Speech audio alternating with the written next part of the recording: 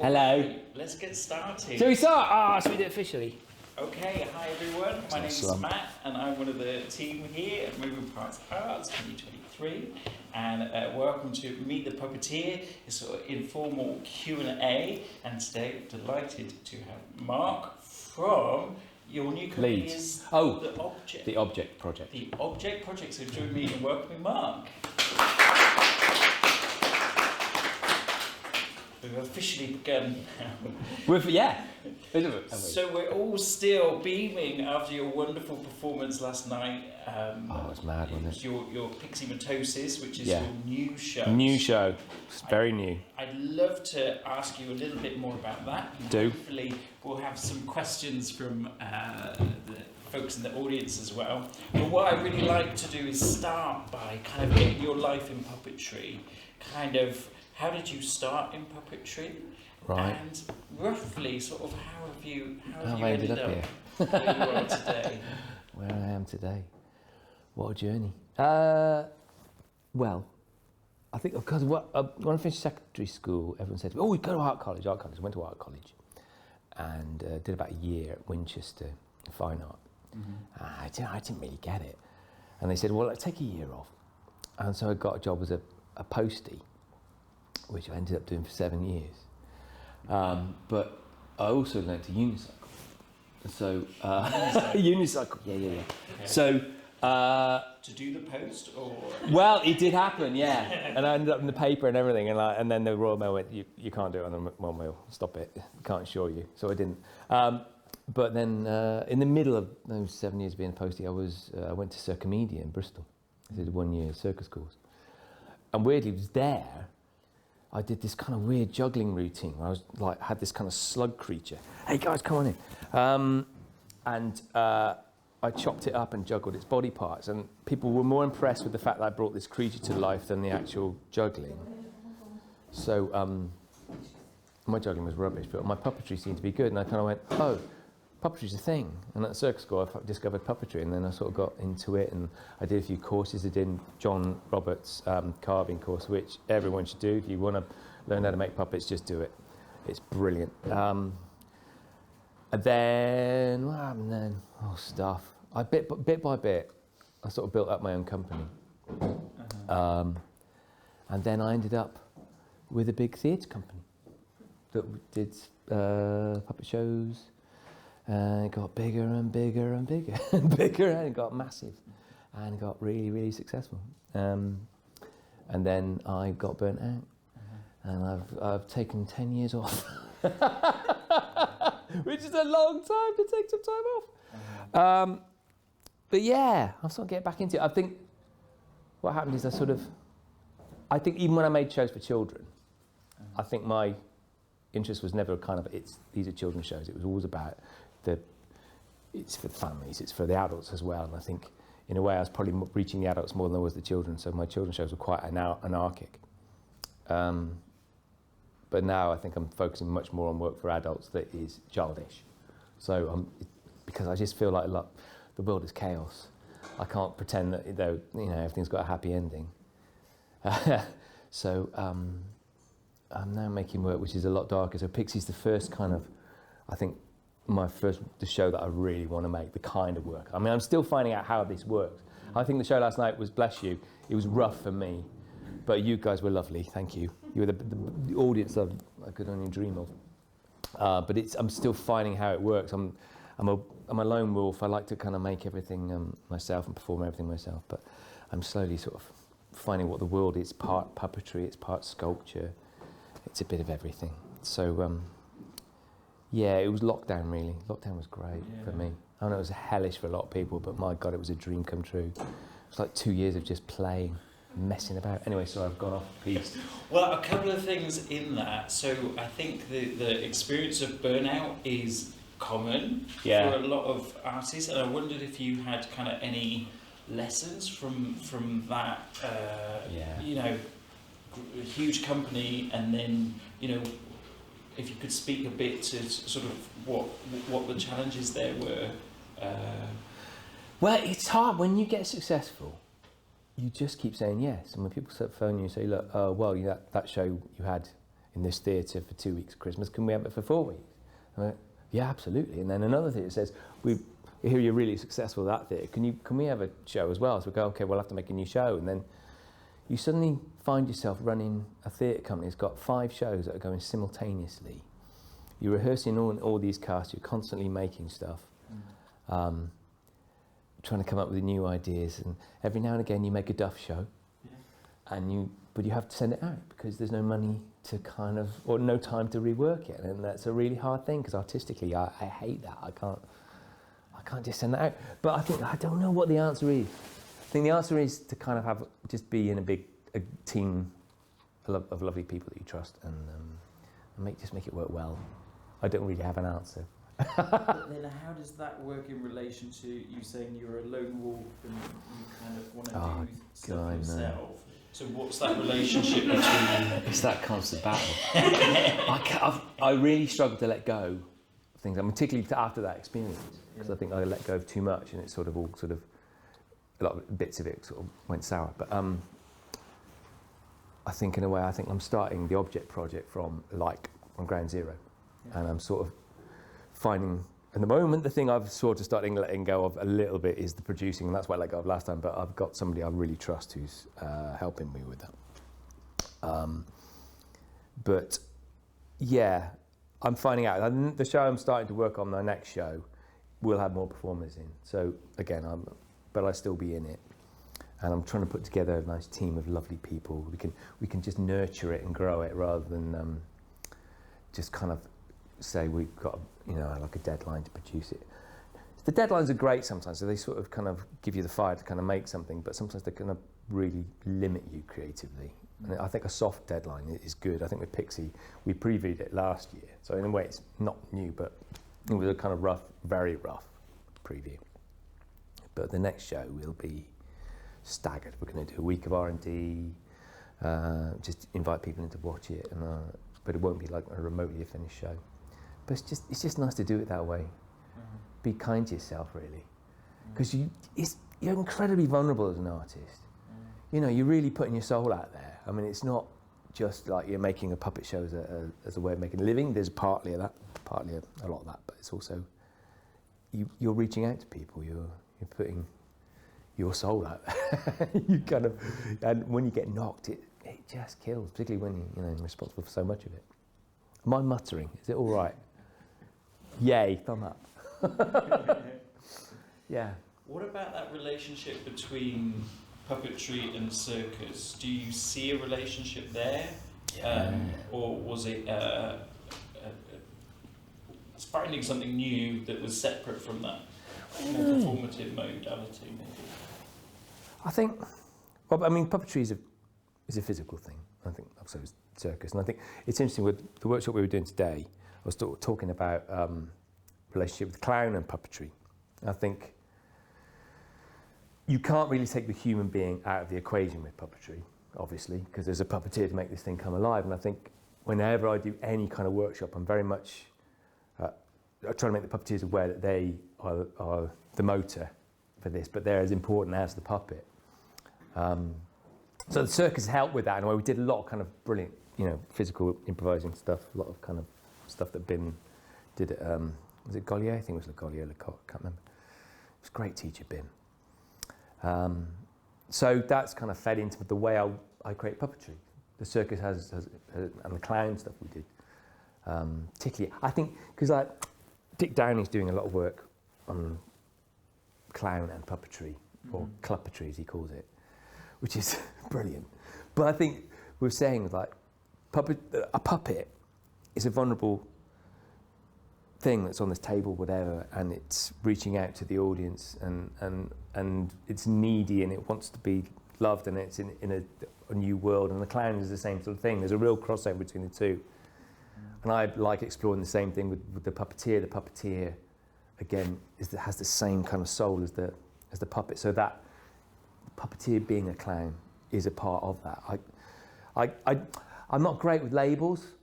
I don't really see there's puppetry, there's clown, there's circus. It just feels like there's everything.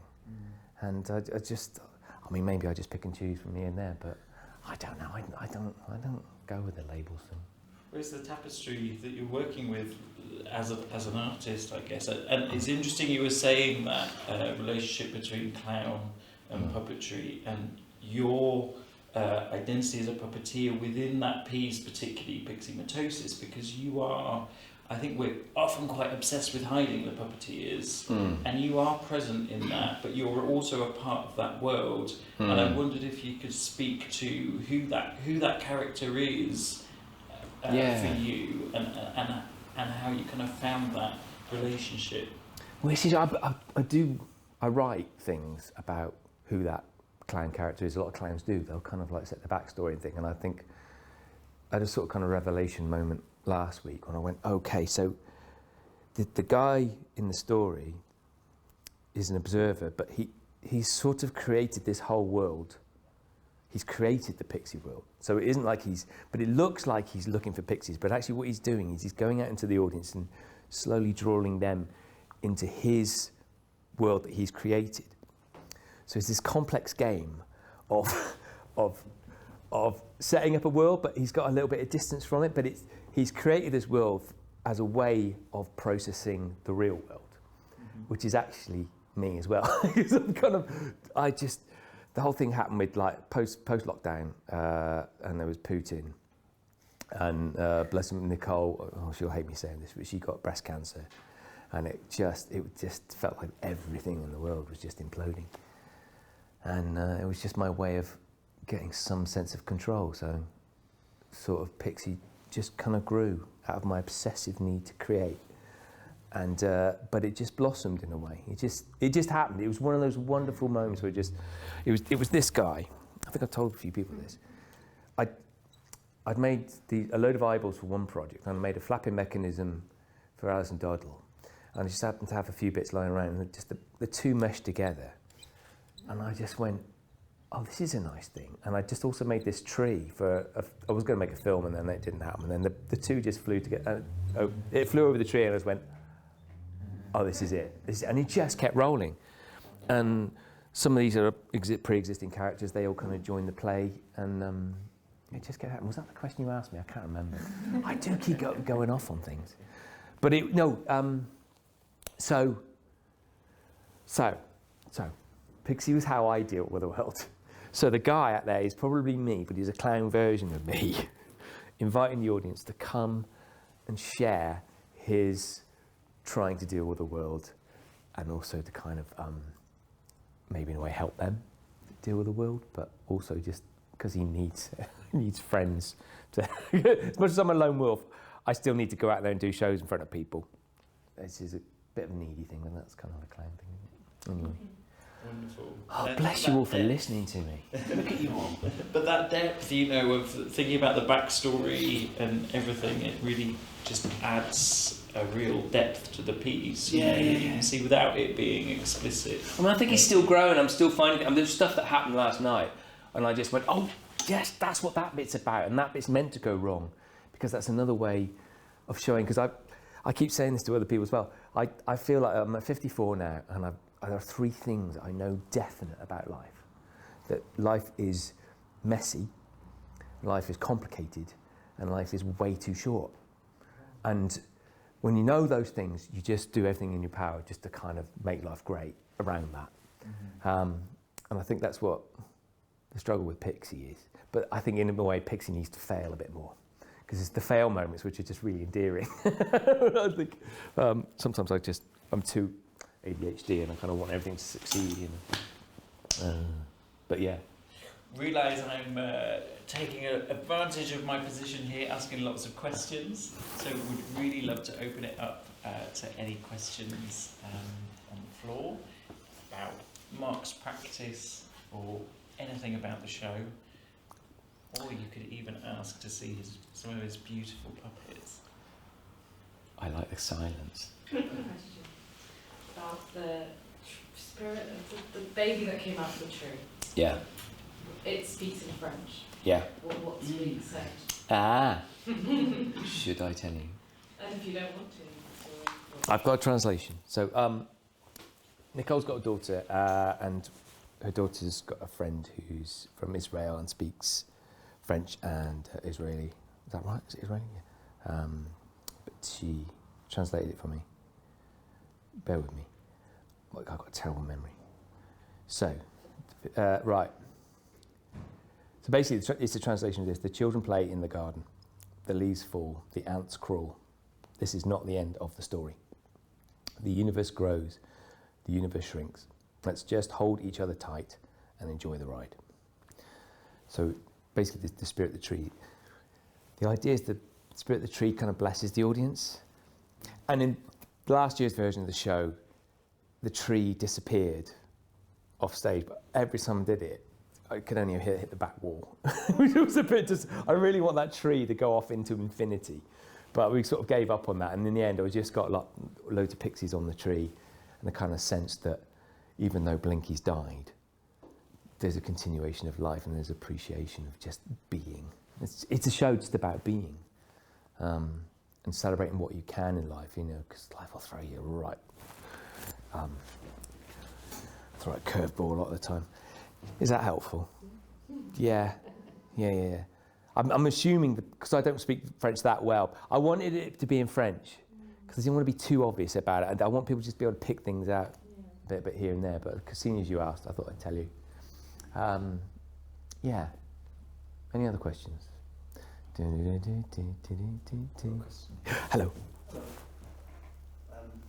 When you were talking before about your role in the piece and the different roles you play, it made me think of that moment at the end where, is it Blinky who died? Yeah. He's alive again. Look, Ray. And then you have to cover with your hat, and it's the fact that the other puppet there's a little moment where the puppet looks at you, and it feels like the puppet's telling you you have to do that. Yeah. I like the fact that the puppet's kind of pulling you into the piece, and you can't be a kind of neutral. Yeah. No, that's really nice. It was exactly that. Because I think in the script, I've got him down as the observer. And in a way, he's sort of trying to observe and trying to keep a sense of distance from it. But in the end of the show, he realises he's as much a part of it as everyone, and he has a part to play in the community of these of these pixies he thought that he could just be separate from. But he's sort of enacting this kind of scenario where he's trying to process how he deals with the world. You know, do you get involved? Do you just observe? Do you rush to help when you can? I mean, it's partly about me kind of just, because in lockdown I just hid in my workshop, but I just kind of felt more and more sort of isolated, like that everyone did. But you said it was great at the same time. It was great creatively, I think, in a way. It was like doing an MA. I literally just like, well, and in a way, I mean, I had no money. So it was financially disastrous, like it was for a lot of people. But what I had was a lot of stuff, and this is why, in a way, Pixie's got a lot of these are recycled puppets in a way, not recycled, but particularly like Karen and Blinky. They were from I did a version of the Elves and the Shoemaker, and they were called Karen and Blinky in that. They were slightly brightly coloured in that, but they've made it into this show, and I loved them so much in the Elves and Shoemaker that I just kept them as they were with that same relationship, and it was just such a. Sometimes puppets do that. I mean, when they're at home, they don't live in the box with everything else. They sit on the shelf in my workshop and just remind me things. So what is it about them? What's the connection? I don't know. There's something about it. I don't know. Who saw the cheese show I did at the cabaret? Yeah. It's funny, me and Nicole have been dissecting it. I think it's actually about us. But, what? Of course it's, yeah, well, there you go. It's obvious for you. But I think maybe it is that. It's that when you find that person, that real friend, that's someone you just get on with, and, you know, you weather the crap stuff and you really enjoy the good stuff. And it's, you know, I mean, you know that with Western. It's, those things are incredible. And I sort of see that in those two. I just sort of, you just go, oh, yeah, you guys are meant to be together. So when Blinky dies, it is absolutely, utterly tragic, you know. I feel it. I mean, it's not just I'm performing it. I genuinely feel it every time. So, you know, I don't really deal with that stuff with the kids' show. So I think I'll put the children's shows behind just because I need to kind of work on this kind of level. Yeah. So what is that making? Oh, sorry. Go ahead. No. I've answered way too many. I was just going to ask. It's not a very creative question though. When you used to have a company that had like 5 shows going on. Yeah. How do you? When do you take the step to being like just someone that makes shows for themselves and then performs them either with friends or on their own, to then being like, oh, I think I could cast people and I could direct something now, and then I could step away from it and build something that involves performers and then get it off and going. Like you have ideas that you're like, oh, that'd be great to do, but I only have one me. Yeah, that's the problem. There's only one of you and you get used up pretty quickly, so it's more economical to be a director, really. You just work with really great actors who are really playful, and you go, well, okay, you partly, I mean, it took me a while really to go, okay, well, yeah, but I wouldn't do it like that. And after a while you kind of, oh no, what you do is you let the actors be themselves and work their magic into it. That's a kind of, that was a big lesson for me because I'm such a control freak in a way. But yeah, but actors bring magic, you know, and performers bring magic, and you kind of just weigh that in. I do a lot of redirecting the Sally's going on a bear hunt, and part of the process is because the performers are sort of like clowns. So we're auditioning people at the moment, but the idea is you use their clown and we weave it into the show. I think that's the way to do it, really. It is. I mean, it's a very rewarding experience working with the performers. I didn't begrudge it at all, and we made some astonishing stuff. I'll be honest. Like one of the shows was like that. Well, that was the one show I was in, but it was just astounding. But God no, when you're in a great show, but you also realise you're responsible for like all the other 4 as well. Like, what am I doing?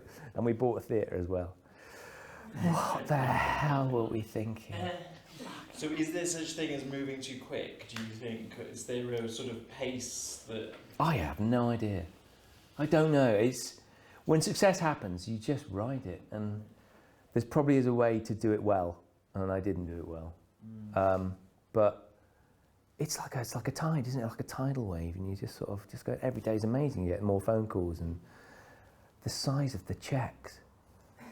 I mean, honestly, we're like one of the only like children's theatre companies in the country who didn't have Arts Council funding. We didn't really need it particularly because there's one gig that we had every year that just sort of, I hate to say it was silly money.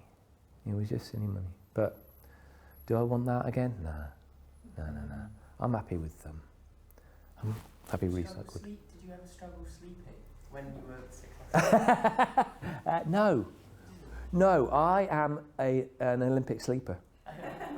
That's my one superpower. And you really used to annoy my partner.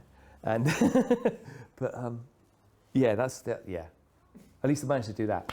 It is interesting though, because some people do see that, doing loads of shows and being financially successful as sort of the peak. And I think the perspective you're giving here of actually I'm much happier. Well, I mean, I'm sure a lot of people do manage it well, but I think in a way I'm quite. It's that ADHD thing. It's kind of like I just want to be responsible for everything. I make sure everything's tip top. But other people do manage it well, and I think other people know when to step back and let other things happen. But I was not really that business minded. It was still about art for me, but it ended up being much more about business. Hello. One of the big things for me when I watched the show, which I loved, was when the sort of ogress character kind of escaped. And Karen I was like, okay, so we need vengeance. That's what's going to happen now. And Karen just kind of went like, all right. I was like, oh, I don't understand what's happening now. But then it became immediately, forcefully very clear exactly what you were just speaking about what your intention was. And a big part of what achieved that for me was the music. The music was absolutely superbly chosen in that moment. And very much set the emotional and psychological and even, dare I say, spiritual scene. So Thank you. What is your process on that? How do you, because that was a perfect choice. I would like to know how you arrived. Which piece of music? The final piece of music. Where I'm How putting the it's things on the walking tree? off And the things are coming onto the tree, and it is just very much like life and hope, and things continue, and it was... I will tell my brother about that because he wrote it. In the original production, we used a piece of Brian Eno music, and we couldn't do it in the final one. So I asked my brother to say, look, we're using this track, but I need it to possibly be a little sadder, but this kind of sense of people's spirit growing and being and reaching out to the universe, and he absolutely nailed it. Yeah. He's not. He used to be a musician, and he got a job. He does price comparisons for international drugs companies and things like that. But he's got a great soul, my brother, and I want to coax him out of that and get him back into making music. Is the score available anywhere? I can give you a copy of it if you want. Yeah, no, I'd love to. Yeah. Oh, I'll tell him that. He absolutely made up. Perfect, yeah. Because I went from like, I don't understand to like, I understand X. Really? Oh, thank God. It works. It's that end. I mean, whatever happens in the show, it comes down to that end moment, and it's about spirit, ultimately. And it's hard. I can't really put it into any other words than that, and it's just a feeling.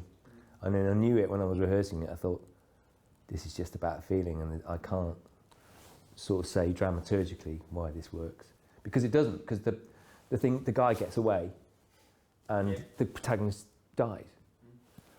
Who ends a show like that? You know. It was very interesting to go from like thinking, well, what an audience member require is X, to then go, no, I don't, in the space of like 3 seconds because of a piece of music. I was like, oh no, I don't need that. It's fine. Everything's all good. Yeah, I like that. I'm going to cry. It's lovely. Thank you. Oh, it works then. Ah, hello. When you create your characters, do you write the backstory to your characters before you create them in a sort of visual sense? Or do you sometimes create a character and then think that's brilliant, I need to write them apart? I don't think I've ever written backstory for anything. I think, not really. I have a backstory for you, though. I know, but that's the thing. These are visitors in my world, and I think that's in a way why it's very rare for me to really enjoy my own puppets. But I'm so connected with these guys.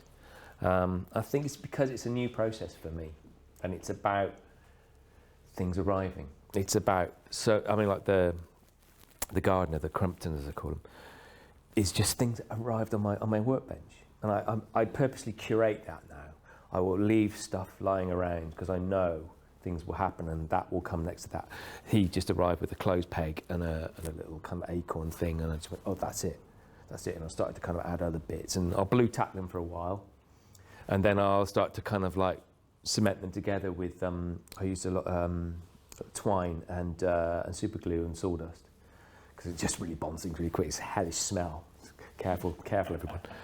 But I like that process that things arrive, and I've sort of given up designing. I've designed shows, I will still design stuff for other people, but for me it's about people coming to join me, because the next show I'm working on is about me and my daughter, and already the characters start to. I'm making 100 dad puppets for it. It's about an island full of dads who've all fucked up big time, and so I've got like a storeroom in my workshop, and there's just lots of these little guys just appearing everywhere, because they just kind of go, oh yeah, you're one. You just go there, and it's just lovely because I open the doors and they're all kind of like friends, you know. You're all welcome to come and visit my workshop in Leeds anytime. Just kind of not anytime, but drop me a line. Yeah. Does that help? Yeah. So do you feel like you create the object in order to perform, or do you perform to give life to your objects, or are the two completely inside? I have no idea. Good question. I don't know. It's sometimes I made a few things that are kind of like ended up not as puppets and they're just sculptures. Yeah. So that's fine. They can stay like that. It's a constant process. Some characters will be made for one show, but then they'll end up in another one, or they'll change a lot. You know, I think particularly with Karen and Blinky. Blinky's not really changed a lot. Karen's got a lot more kind of green, but I don't know. I think I just want it to be more organic. I don't want to be too prescriptive about my own process. I want to be surprised every day, you know, and things will change in a day, you know. I'll just go, oh my God, that's what I thought was going to be the ending, and it's really liberating to have that kind of process, because you just get gifts all the time, and you allow them in, you know. Well, for me anyway. How do the process begins? With an idea, with music, with... It could be any one of those, yeah. But sometimes it's that exponential thing. Things start to gather pace. I just get a feeling. I ride it, and I just gotta start setting things up, and I'll start positioning things. And I've got a nice workshop. It's got a lot of space, so I sort of, in a way, just start creating it like a sculpture. And like the set for Pixie, I just set it up as a kind of like a thing, and bit by bit, it sort of organically grew, and then the story came out. I mean, this Pixie story grew. I didn't write it really. I think it's called Muse. A muse. I think it is. I used to be really suspicious of that kind of sense of spirit, but I think it's there, and I think I have to go with it. I sort of bless the universe for allowing me to just be flexible enough to let stuff in, because I used to be such a control freak that I wasn't that creative, you know. Yeah, anyway. Wonderful. Thanks so much, Mark. It's a pleasure to have you here, doing the workshop, doing your show, and your beautiful automata, which is... is it still working? In the... It's a miracle. Do go and check that out as well, and join me in thanking Mark. Thank you. Thank you.